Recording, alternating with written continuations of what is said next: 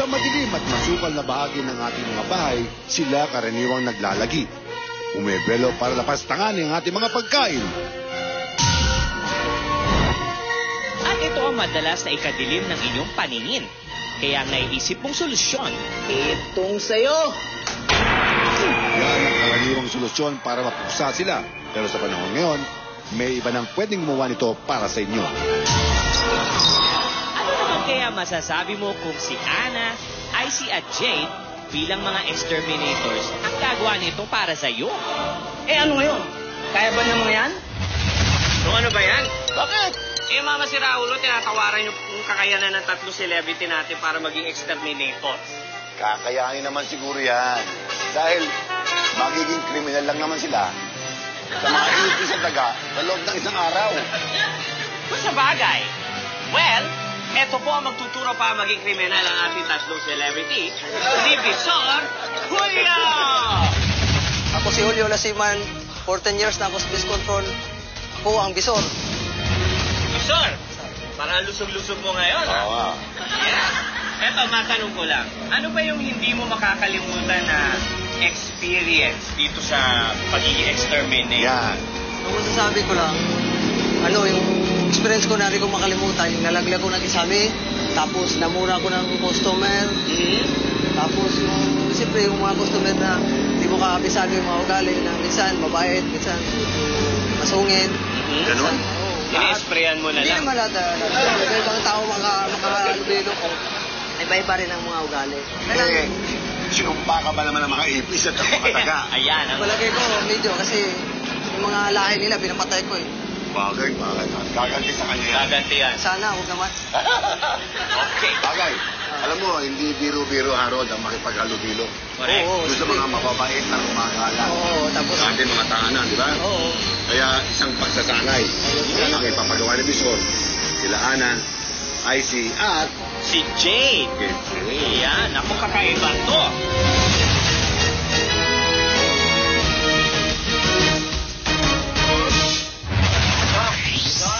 Bilang isang exterminator, kailangan maging familiar muna siya sa mga ipis at daga na maengkwentro niya. Ang gagawin yung tatlo, papasok kayo sa loob. Madilim mong lugar na yan. Kailangan kayo... At dahil karaniwang naglulungga ito sa mga madidilim na lugar, ito muna ang dapat nilang pasukin. Papasok kayo sa loob, Yes. madilim sa loob, nakapiring kayo, sasanayin yung sarili sa dilim at kukunin yung mga gamit sa loob. Ito'y, kumbaga pagsubok. Pagsubok lang. Talagang matatag ang loob nyo at kakayahin nyo. Okay. Wala tayong gagawin. Okay, let's go. Close your eyes. Si Ana, lalong na Ladies, welcome to the world of mga daga and ipis.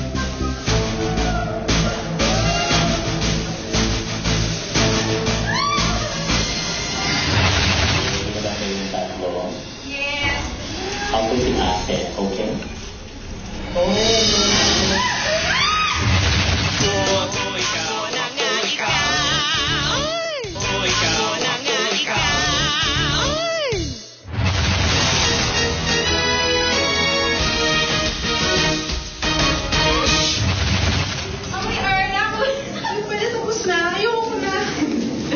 Kunwari, isang pagsasanay sa pag-a-adjust ng mata sa madilim na lugar ang ipagagawa kina Ana, Jade at Icy. Kilala niyo ba ako?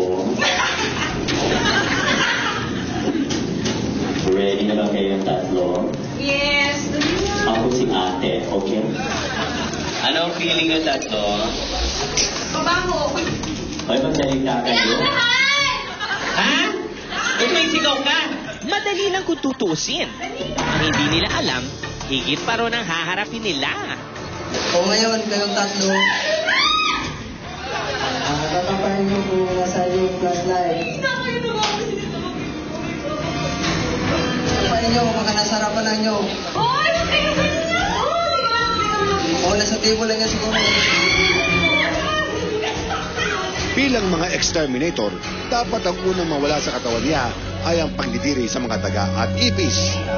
O sige, huwag kayo matakot. Flashlight? Maliit o malaki? Malaki.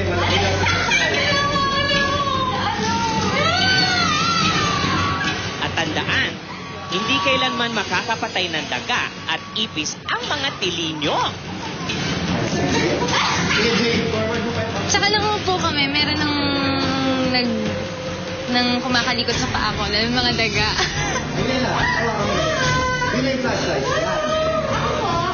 Nahihirapan ako yung sa una. Naramdaman ko talaga yung mga daga na nasa tabi ko.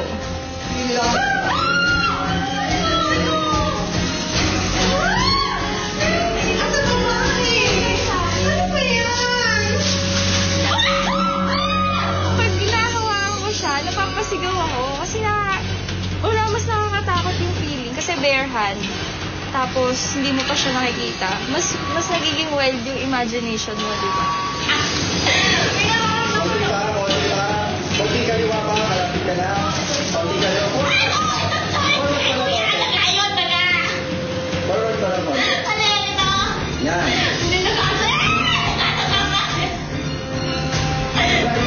Layo pa, forward ka pa. Malapit ka na. Forward pa, forward. Yan, galing.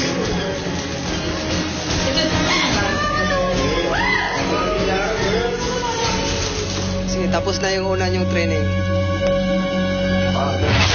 Nakiunis kami ni Harold. Yan. Bakit pa na yung sigawan niyo sa loob? Oo nga. Meron ba artista sa loob? Away-away. Oh, may umakakit din. Dito naman si Vito. Ba't nagwawakan mo? Nakahawakan kasi yung daga. Nahawakan mo? Hawakan mo? Anong feeling? Harry. Hairy. Pero nangungulit sa sapatos. Oo, nagagano. Baka naman hindi. Dapat sinulit mo din siya. Oh, medyo takot ka Oo daw. nga, ayaw mong mag-reach out. Kasi may naaamoy ako. Ano naamoy mo? Naamoy mo. Hindi magandang amoy. Baka kayong tatlo lang yun. Kayong tatlo lang sa loob. Bakit yun? Sino ba sa'yo? Ikaw umamin ka, di ka na dito. Eto ang tanong, kakayanin nyo ba yung pagiging exterminator? Well, mas marami pa kayong harapin. Kakayanin niyo Yan ba? pagsubok pa lang, sample pa lang yan. So ano, kaya nyo ba? Kaya ba? Kaya. Dahil yung totoong trabaho, 10% lang ito. Wala pa yan, ha? Kaya. Umpisa pa lang yan, mga ining. Simple pa nga kung tutuusin eh. Kung may next level pa. Step, go! Yak. Okay. Pag na ako hindi, luwan. Okay. Pag na ako hindi, himatay.